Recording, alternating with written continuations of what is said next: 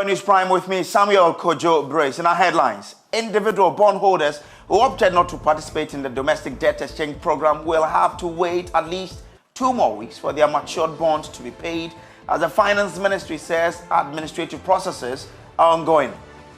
Assured by the Minister that the Ministry is issuing a press release latest by the close of day today, and that is where they will state how they are going to meet the payment. The NDC demands the Electoral Commission drops plans to introduce new CI, which makes the Ghana card the sole identity document to register as a voter. We believe that it is not time, the time is not right for the Electoral Commission to rely solely on the Ghana card as the identification document, sole identification document for purposes of registering for the upcoming elections. We have details as the Electoral Commission Chairperson Jean Mensah prepares to appear before Parliament tomorrow over the controversial document. Also in this bulletin, Nigeria's Independent National Electoral Commission debunks claims of overvoting and manipulation of processes as results from the elections continue to trickle in. I want to assure political parties that any evidence that you have of any alleged wrongdoing at any level of the process, whether it's at the polling unit or at coalition level, please forward this information. Details as political parties stage a walkout of the national coalition process after their request for the halting of the process was overruled by INEC. At 8 p.m., Mami A.C. Thompson will join us with Prime Business.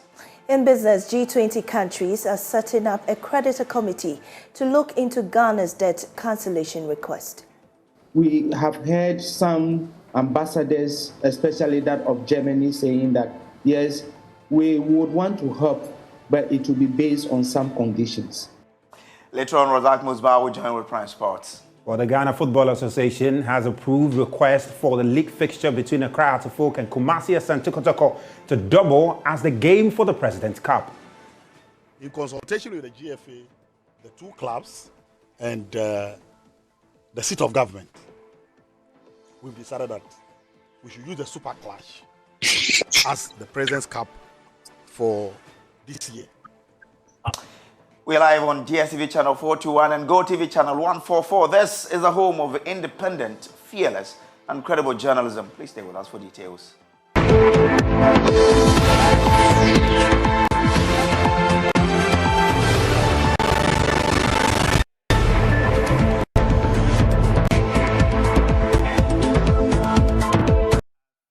Now, individual bondholders who opted not to participate in the domestic debt exchange program will have to wait at least 2 weeks for their matured bond to be paid by the Finance Ministry, as the ministry says administrative processes are ongoing. This latest clarification from government comes on the day the coalition of individual bondholders pitched camp for hours at the Ministry of Finance, demanding answers on why government is not keeping its promise of payment of matured non-tendered bonds on February 21. My colleague Joseph Akable was at the Finance Ministry and our report. Had assured it was going to pay investors once their bonds matured. Some of the instruments matured on 6th and 20th February with the expectation of payment on February 21. But that did not happen. The coalition comprising Pensioner Bondholders Forum, Individual Bondholders Association of Ghana, and Individual Bondholders Forum was therefore back at the Finance Ministry in search of answers. We just want to make sure that this is going to be paid. The assurance was given, 21st I will pay.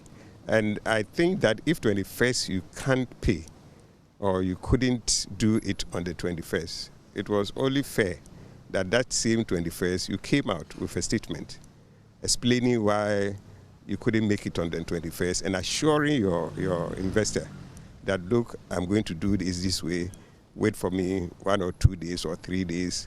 I'm resolving these issues so that I come and pay you. After hours of waiting and having a meeting with the minister, members say they have received a firm assurance of a detailed payment plan to be announced by the ministry. With tomorrow being 1 week since the revised settlement date, we found it quite improper that there's been no communication about payment.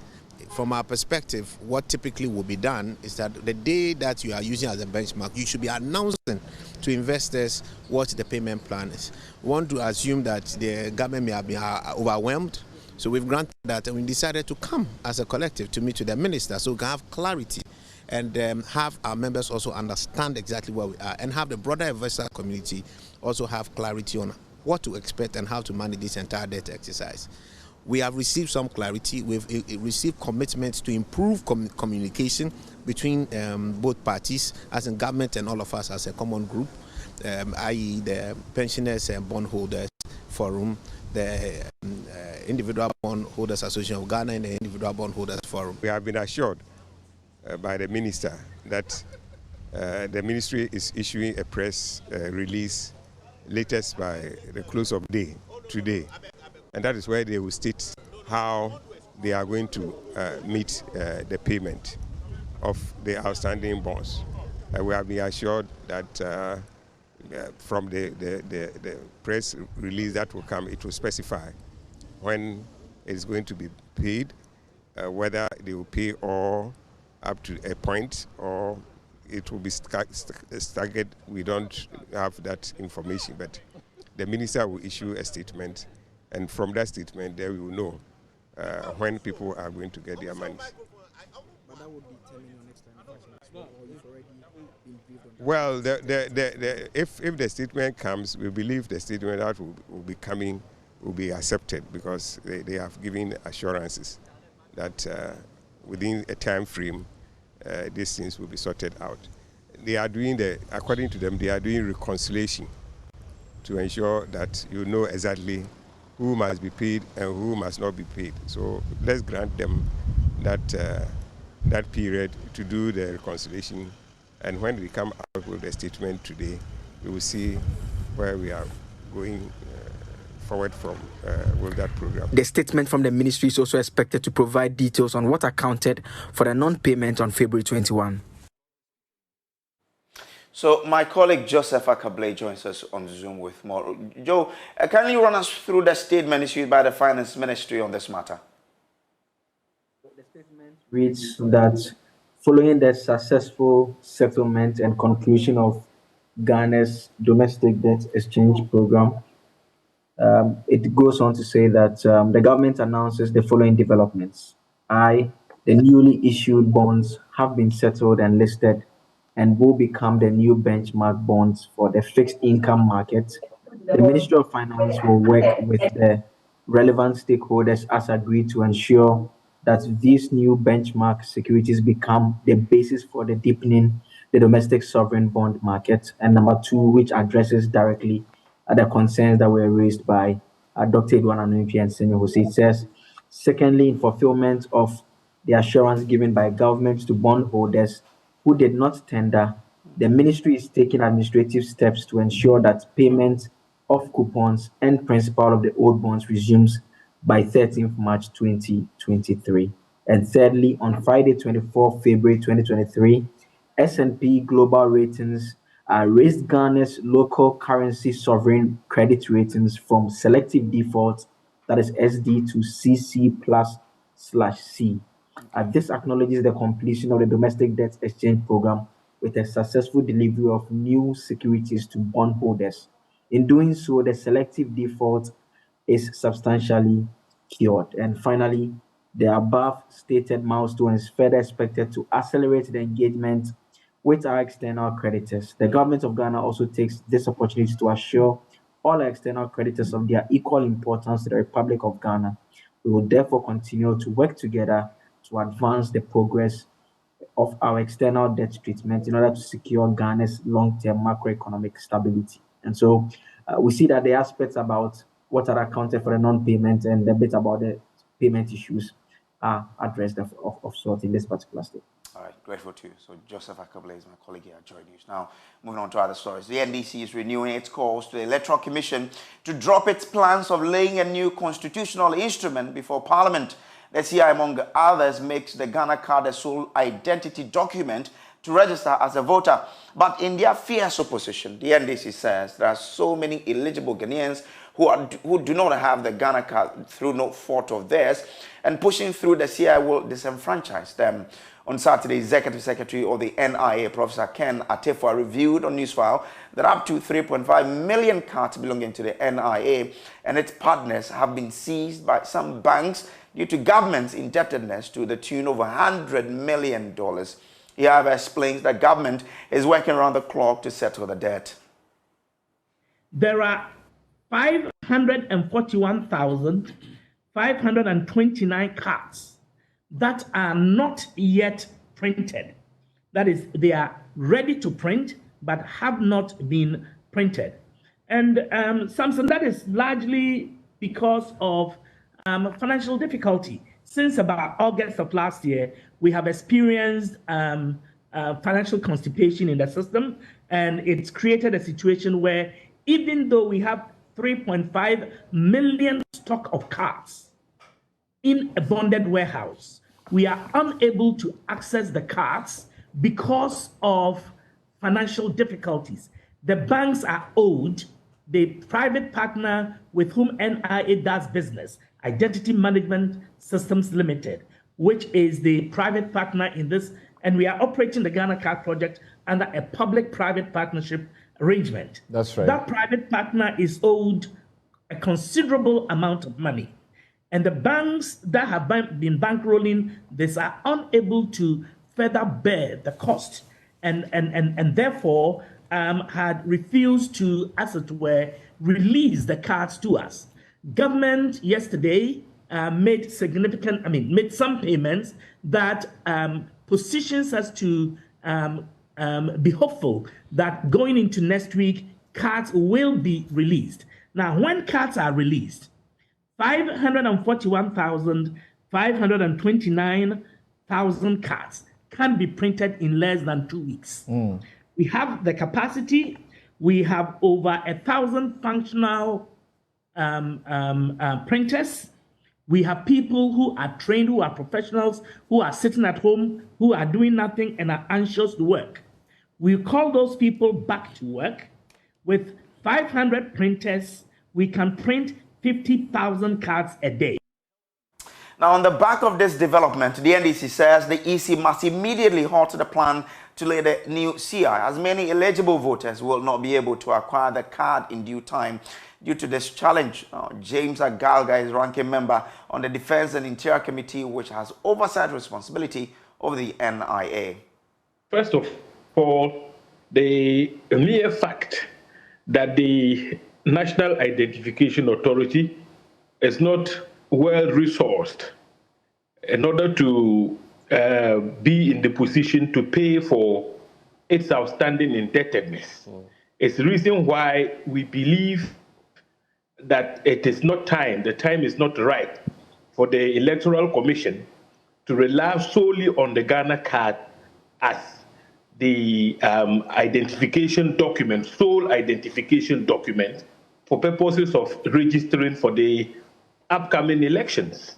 Look, as you rightly put it, 3.5 million of those cards are in the possession of those who printed them.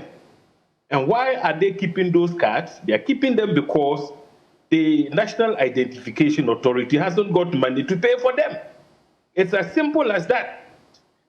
And so when you have an EC which pretends that the National Identification Authority is not challenged and that it is only their documents that can be used for purposes of registering for the upcoming elections, then it becomes obvious to you that the Electoral Commission is hell-bent on disenfranchising millions of Ghanaians from participating in the democratic process. There is a linkage. The linkage stems from the fact that the Electoral Commission intends, through its proposed CI, to rely solely on the Ghana card as the mode of identification for purposes of registering those who are qualified to vote, for the, compiling a register for the upcoming elections. And so you find that these two institutions are supposed to work in tandem to ensure that one, all eligible Ghanaian voters have the Ghana card. Two, once they are in possession of the Ghana card, then they are qualified to register for purposes of voting in the 2024 election. Now, the Finance Minister, Ken Ofori-Atta, who was in Parliament last week, Thursday, was expected to give some explanation for the delays in release of funds to the NIA, but that did not happen. Now, listen to the Speaker, Alban Bagbing, commenting on the situation. The report talked about the Electoral Commission and the National Identification Authority. But looking at the challenges that they earlier articulated to a number of your committees, and particularly when the EC met me, they also articulated some issues. We thought that it was important for the Minister for Finance to be available because the issues bordered on budgets, resources, logistics, and the creation of additional cost centers. So we wanted the Minister to be available at the Committee of the Whole to discuss with you how they were going to get the necessary resources, the money, to be able to make sure that this thing is implemented. Failing that, we were to prevail on the EC to add to the CI some clauses that could, in the meantime, take care of these challenges. And that is where the grantor clause was being asked to be inserted in case, at the end of the day, we couldn't get the EC, the NIA, to provide the ID cards to a larger, we're looking at about 90% or something, of qualified or eligible voters in the country. That was the purpose for the Committee of the Whole. Now, we can now go on to the phone line and speak to Deputy Minority Whip Ahmed Ibrahim on this. Grateful to you, sir, for joining us. You find the latest revelation on the availability of the NIA card as vindication? If that's it, how is that so? Brother, let me say a very good evening to your cherished listeners. I didn't get you very well. What do you mean? Okay, so I was trying to find out from you, the fact that the information we have on the NHIA card about, the fact that there's been some sort of mix-up somewhere, whether or not that is a vindication about the latest revelation about the availability of these cards, whether it vindicates your position as to why the EC should not lay the CI. Well, let me say a very good evening to your cherished listeners. The 3,500 ID cards that the NIA is claiming that they are available to be distributed by because they didn't have money. So if the finance minister release money for them, they will be able to distribute the 3.5 million cards. That one will not solve the problem of the availability of the NIA card to every Ghanaian who is eligible to vote, to have the right to vote. I'm saying this because the 3.5 million cards were reported to us in 14 July 2022. Okay. And beyond that, from 14 July 2022, if the Minister for Finance had made money available to the NIA card, it is the distribution of these 3.5 million cards that would have been done. And that would have brought the number of total registered NIA people in the country to be 16.5 million. We are expecting 19.9 million Ghanaians to register and vote in 2024 elections. Considering the number of Ghanaians who turn 18 years and above to be registered and added to the 17 million Ghanaians in 2020 elections. So all things being equal, if the population grows by 2.1%, and we are 32 million Ghanaians, then you calculate 2.1 every year and add it to the number of those who turn to 18 years. We are expecting 18 to 19.9 million Ghanaians to 20 million Ghanaians to vote in 2024 elections. So if you are able to give NIA card to 16.5 million, it doesn't solve the problem. Where we are, what we are saying is that you don't create problems where there are no problems. We are expecting the NIA people and the Electoral Commission to work hand in hand. But we are not saying don't use Ghana card as one of the source documents. But what we are saying, don't use it as the only source, because it will disenfranchise some Ghanaians. Okay. That is where we are.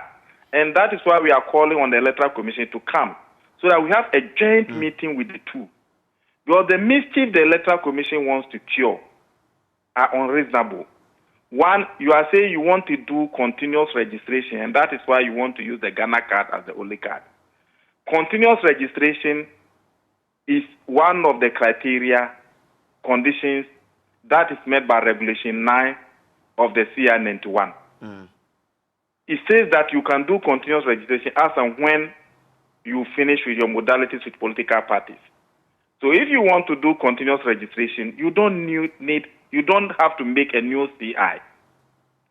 Then secondly, the guarantor system that the NIA wants to take away from the Ghana card people, Electoral Commission wants to do away with. The NIA people did away with it in 2006 in their first law. And they realized that they could not make any headway. So in 2018, the NIA people came back to Parliament and told us that we should amend their law and include the guarantor system so that it will facilitate their registration of Ghanaians to give them the card. Other than that, they were facing a lot of challenges. So the NIA people, even though at first they took away the guarantor system, they came for the law to be amended to include it into their system, into their new law. And that is whereby people are guaranteeing for people to be able to be registered on the Ghana card. So is it your position that if government is even able to immediately say that I'm going to settle this debt and get the card to the NIA to continue the registration exercise, you believe that the fact that the guarantor system is still something that has not been cleared still makes this a point that the EC cannot follow?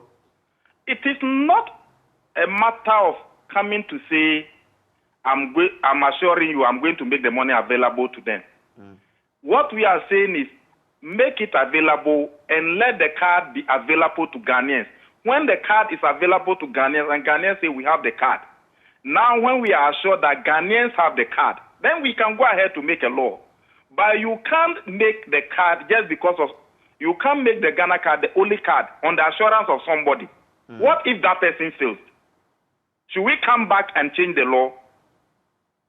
So but do we know when every Ghanaian eligible to vote in Ghana will have access to the Ghana card? Aren't you then proposing that this should be in perpetuity? Yes. If you do mass registration, if you have the money, give it out for mass registration. Let every Ghanaian have it. Because the challenges that the Electoral Commission, the Ghana card people were saying were not only money. Money or funding was one. The other problem was internet availability. There is no internet connectivity in certain parts of the regions. In the Western North region, the Upper West region, the Northern Volta region, the Northern Brun region, there is no internet connectivity. So it is making the possibility of registration impossible. So they are entreating on the Minister of Communication to extend internet connectivity to those areas. Can we do that? Can we connect every part of Ghana to internet within these 4 months before we do the district level elections in September this year, 2023? So if you know you don't have the capacity to solve the problems of the NIA, one of which is the funding, another of which is the lack of adequate staff, another of which is the lack of internet connectivity. Another of which is the government inability to release the third-party money. There are about 8 or 10 challenges. Okay. So solving one, which is only the funding, does not solve all the rest. Okay, all right. Do you remember when the Ministry of Communications came out? I think that you said that with that Ghana card, you can't register to connect your SIM card. Well, have they been successful in that? Okay. I'm grateful to you. I'm grateful. We'll be following this particular matter when this comes up. Electoral experts, what do you think that would happen in this country? So that's the Minority Chief Whip there, Honorable Ahmed. Now, still on elections, activities have resumed at the National Coalition Center in Nigeria after a temporary hold-up following manipulation and vote rigging allegations by some political parties against the Independent National Electoral Commission, INEC. These allegations have since been debunked by the INEC commissioner, insisting the allegations are false. Now, about 10 political parties, including the Labour Party and the PDP, earlier asked the INEC to halt the national coalition process in order to resolve claims of manipulation of vote. Senator Dino Melaye, the coalition agent of the People's Democratic Party, demanded an explanation from the Independent National Electoral Commission, INEC, on why results of Saturday's presidential elections were not uploaded to the Commission's results viewing portal immediately after voting. Now, watch this. You are now being disruptive. I am not disrupting. The Electoral Act says that what is uploaded you are now being disruptive. You can bundle me out, but the right thing must be done. I'm a party agent. You are now, that is what the Constitution you are now says. being disruptive of the process. I am not being disruptive. I'm asking what is uploaded is next scope, please. After the presentation, then we'll come back to the issues you've raised. Let's take the next step. We are saying that let him declare that what is uploaded is what he's going to present. At least let him make that statement. Okay. Scope Kwara, sorry, Oshun and Derek, please make your presentation. Thank you. Sorry, Kwara has done his own. Oshun State? Yes, sir. Yeah, please go ahead, Oshun. Thank you. Mr. Chairman, my name is Dr. Mutiu Olaleke Agboke. I am the resident electoral commissioner, INEC, Osun State. My scope is here. My name is Professor Folashade Ogushola, the Vice Chancellor Agent of the PDP, please resume your seat. You are now deliberately disruptive. I'm defending my votes. Okay. And I'm allowed by law to do that. Red Kwara, please make your sorry, Oshun, introduce yourself and let the scope for Oshun make her presentation. Now, the INEC chairman, Professor Mahmoud Yakubu, took time to address the allegations. He also denied the parties their request for the entire coalition to be halted. I like the suggestion made that the Commission has power under the Electoral Act to review results. But that power is contingent upon one procedure. The process has to be concluded first before you can then talk about power to review. I want to assure political parties that any evidence that you have of any alleged wrongdoing at any level of the process, whether it's at the polling unit or at coalition level, please forward this information. And I promise you, as soon as the process is concluded, we will then do the review as provided by law. On this note, I beg you for us to proceed with the process. Thank you very much.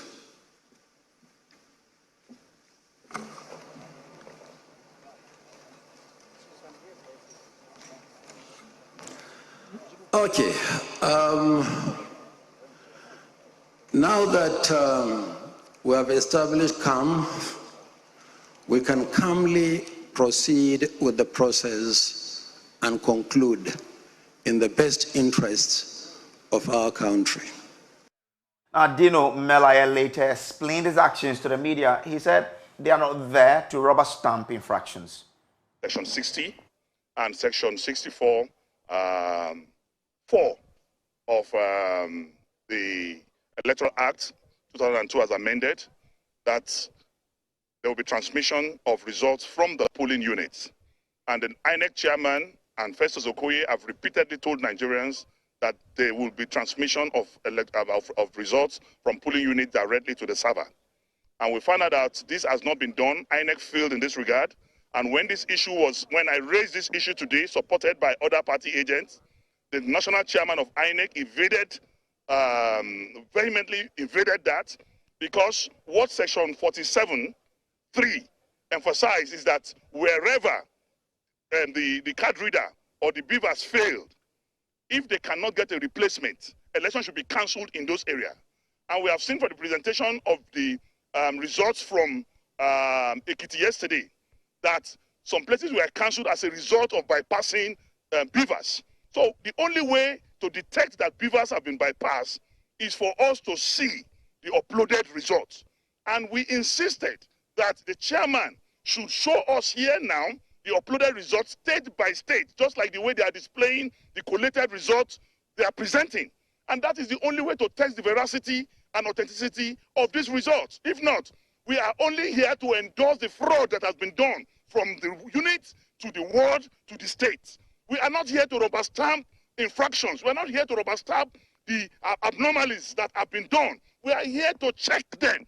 But the national chairman of INEC is not giving us opportunity to question what they are doing. He's saying that all has been done, meaning we are just here to rubber stamp. And we are going to prove that we are not here to rubber stamp. We have no other country to call our own but this country. We are going to do everything humanly possible to make sure that the right thing must be done. What exactly are you going to do now, you and the other political parties? We have just met now, and we are going to make a presentation by the time we resume. And if they insist that they are not going to respond to us, then you will see the action we will take. But we want to tell you, that we will not allow, having suffered a pain in this country, having suffered poverty, hunger, kidnapping, killings, we will not allow a continuation of failure. We must make sure that the right thing is done. And national chairman is putting his integrity on test. We are putting his integrity on test. Nigerians are watching. The world is watching.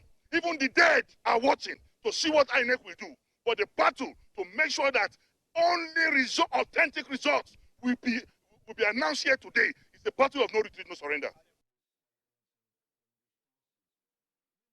Now, so results have been trickling in for some time in the day. Our data analyst, Isaac Kofi Eje, joins me with latest on this particular election. Kofi, what latest figures do we have? Kindly unmute for us so we can hear what you're telling us, Kofi. You can hear me. We have provisional Great, yes. results for 15 out of the 36 states. And so out of this 16, we have Tinubu having around 4.26 million votes, taking the lead, followed by Atiku with 3.26 million, and then Peter Obi with 1.77 million. If you come to the Senate results by party, out of the 109 seats, we have about I think 80 of them being declared so far. Of the seats that have been declared, we have the Progressive People's Congress. Progressive People's Congress actually having 22 seats. People's Democratic Party 5 seats. New Nigeria People's Party 1 seat. Labour Party 2 seats. Other parties 1 seat. And then we have about 78 of them undeclared so far. Interesting. So we'll still keep an eye on the Nigerian elections and we'll be updating you in our subsequent bulletins. But you can go on to myjoyonline.com for more on the Nigerian election. You're still watching Joy News Prime. We'll take a break. We'll be back with more news. Stay with us.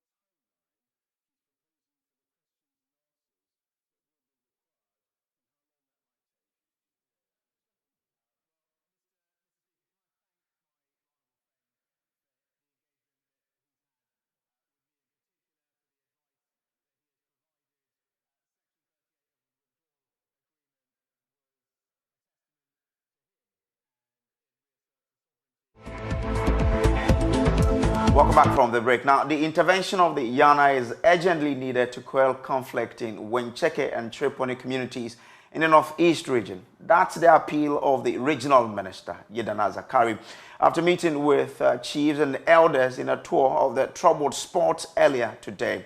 10 suspects are remanded for their involvement in the clashes, which left 4 people dead and about 600 displaced in 4 communities. We'll hear from the regional minister shortly. First, listen to the district chief executive, Haijia Zuweratu Nashiru, tell Joy News how the 10 suspects were grabbed.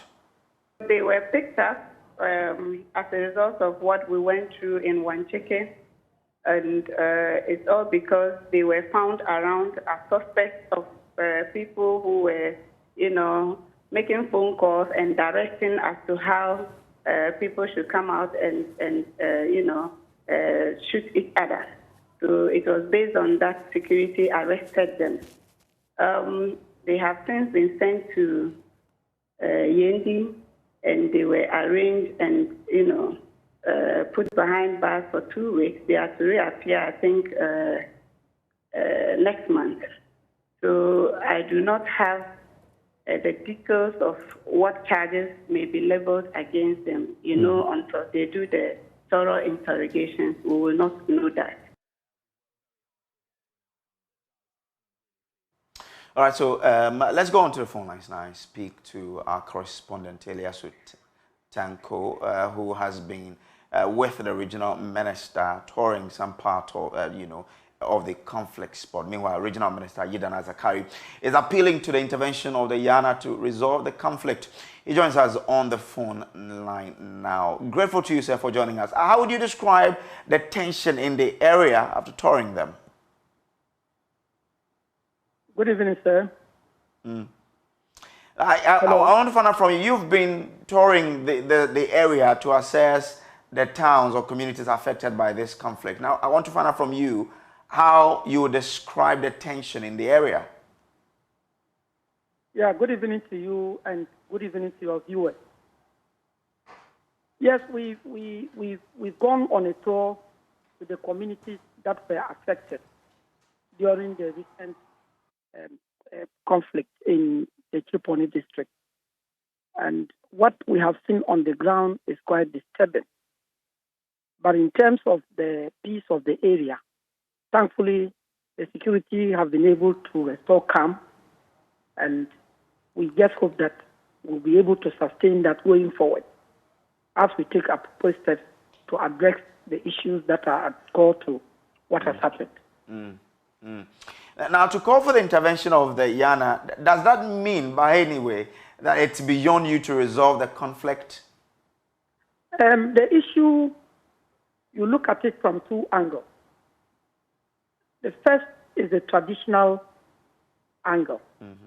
The Tripoli district traditionally is under the jurisdiction of Ndanyana, the king of the Bon Kingdom. And so once it has to do with chieftaincy, if we want to find a lasting solution to that, we will need to refer that to our father to handle. Then the criminal aspect of what has happened is what will allow the appropriate institutions of state to deal with.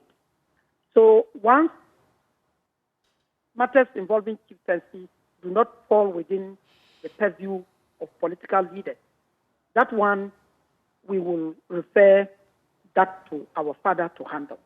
Then the other aspect, appropriate steps will be taken to address that one too. I think when we do that, we will be able to find an amicable and peaceful solution to the problem. But if we are to mix the two, we, the political authorities, we want to enter into the domain of chieftaincy. We have no right to double in such matters. We will deal with the criminal aspect of the issue. And I think that one I can assure you, appropriate steps will be taken to deal with that. Okay. Now, one of the communities, Sako, if I hope I have the name right, has been burnt down completely. They have lost all their food and source of drinking water. Now, what measures are you putting in place to help them in this particular moment where they really need help? Yes, the story in Sako is quite disturbing. As you rightly said, the houses have been raised down, foodstuffs bent, livelihoods lost, the people are displaced. Their water source is more of a threat to them because they don't feel safe going to fetch water from that end. And even what to use in fetching, the containers even to fetch the water, well, all what was in their home got bent. So what we did, immediate intervention has been that we went with NADMO officials. We had a few plastic buckets, some blankets, and water for them. We know that is not enough, but that is just an interim measure. The Assembly has also been very supportive. But going forward, we think that we have to mobilize strongly and come back so that we will help alleviate the suffering that the people are going through. I can tell you for sure they don't have food. Well, all their food stuff has been bent. No cooking utensils. They have lost almost everything that they possess. So that is quite disturbing. And so I want to use your medium to appeal to the Ghanaian people, if they can come to our aid, to let these people feel that, yes, Ghanaians as we are loving and caring people. We should be able to bring smiles onto their faces. And I believe that we will get that support. So please, let our message get to those who can help us. We need to re-roof their houses. We need roofing sheets. We need wood. We need nails. Everything that will help make a home, we need. Okay. And so we do pray that Ghanaians will listen and really come to the aid of this community. It's such a pathetic situation. We pray that people will really come in and help. Now, the scary situation of having 70,000 university students throughout Ghana likely to defer their programs of study for the current academic year due to their inability to register because they have not been able to pay their fees since schools reopened. That is a reality according to the National Union of Ghana Students. According to the union, this situation is attributable to the non-payment of student loans after a long period of applications. We'll hear from the president of NUG shortly, but first, here are some students sharing their frustrations with Joy News.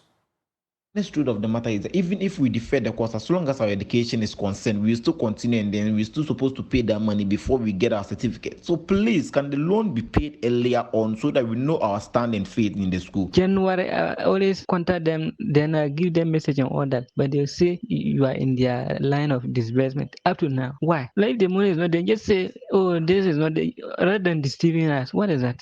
Here's the case. Some of us applied for this student loan last year. So far, we've already received only one payment, of which it is worrying because as it stands now, some of us have not been able to register our courses because of what's the delays in the payment of the fees.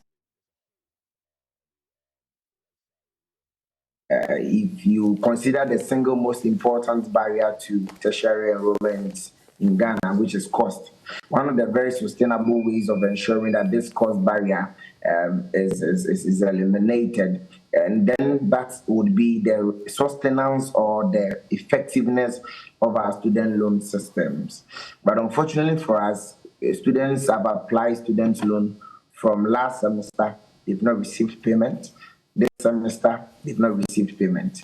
It is worrying to also note, like we mentioned in our press statement, that this semester's situation is causing us much more worries because registration is about to close. For some institutions, it's even closed. For a university like University of Cape Coast, it has closed. Imagine a student who depends on the student loan trust fund to pay fees. It is a difficult situation for such a student. Unfortunately for us, a school like Kenya University is writing exams today, mid-semester exams is today. University for Business Integrated Development Studies, UBITS, WA, is also issued warning notices to students that they risk deferring if they do not pay their fees. And a lot of these students depends on this student loan. So our office has received petitions from the local secretariats we have across the countries, the student representative councils we have across the country, and ordinary students If you enter our emails or our inboxes, you realize that there are tons of messages coming from students bemoaning the situation they find themselves in. And Dennis Apia Labi Ampofo is the president of the National Union of Ghana Students, speaking there on the AM show. Now we'll take a quick break. We'll be back with Showbiz. Stay with us.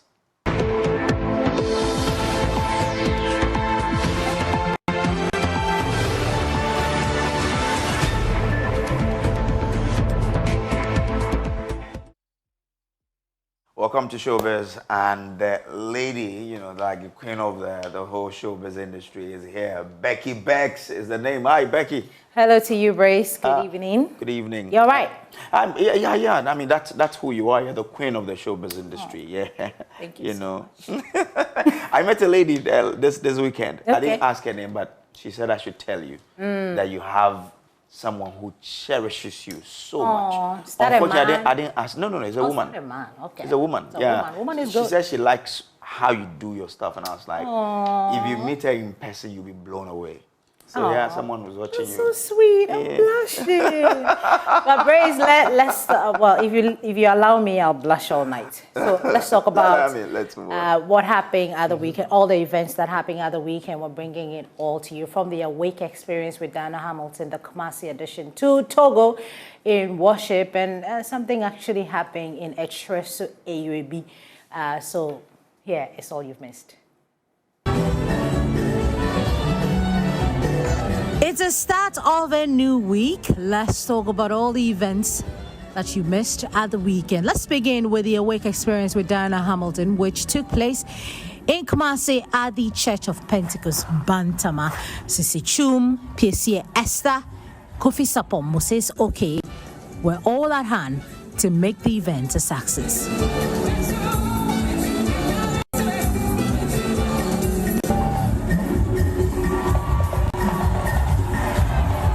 To another gospel event, this time to Togo. Joe Metal, Bethel Revival Choir, Akese Brimpong took the gospel to Togo, treating patrons with the best of worship and praises.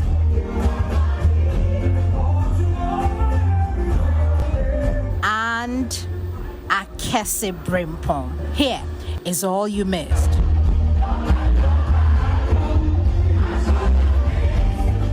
Now let's talk about KK Fosu and Famiye's performance at the Etresu Ojura Festival in the Ofuasi Ayurebi constituency. Here is all you missed.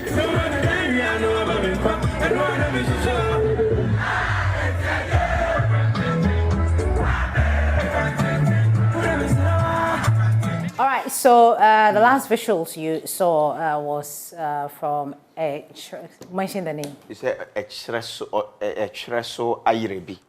From the Ayurebi, Ofuasi Ayurebi. Yeah, so that's the... So the community is what? Etresu Ayurebi. In the Ofuasi Ayurebi constituency. And Kojo upon Kruma. Yeah, and I was wondering, Uncle, why didn't you invite us? We could have done something, about that. I saw the live video. And I thought it was interesting. Okay. You should invite us, maybe next year. Yeah, Kojo is a nice guy. He and you gel a lot. So we don't gel. Oh, I don't even have the guy's number. Honorable's number. I don't even have this number. So, anyway. Uncle, please, next time, invite us. Let's talk about the NAACP Awards. Although no Ghanaian was nominated for the 2023 awards, Ghana sure made an appearance at the event held on Saturday. Emmy Award-winning actress and Abbott Elementary star Sherry Lee Ralph graced the annual event in a Kente-styled dress. She wore a custom-made gown by renowned Ghanaian fashion house Pistis GH. The gown is made from bright orange Kente print with ruffled sleeves, a beaded encrusted bodice, and a Kente print skirts. Taking to her social media handles, the actress revealed that the husband and wife team at Pistis GH, Kapote and Sumaya, spent 1,000 hours constructing the gown of beaded Kente cloth for her. So Ghana wasn't there, but Ghana represented. Ghana to the whole area, I tell you. And those are the beautiful pictures you're seeing on your screens. Congratulations to everyone that made it on the news this evening. We're proud of you. We're grateful. And there's more news on myjoyonline.com. Remember to brush your teeth with Pepsodent because it keeps you smiling all the time. Brush it before you sleep and brush when you wake up in the morning. So twice a day with Pepsodent, so you can smile like what Becky's doing. Prime Business is up next with Maria C. Thompson. Good evening. Oh, that's cute.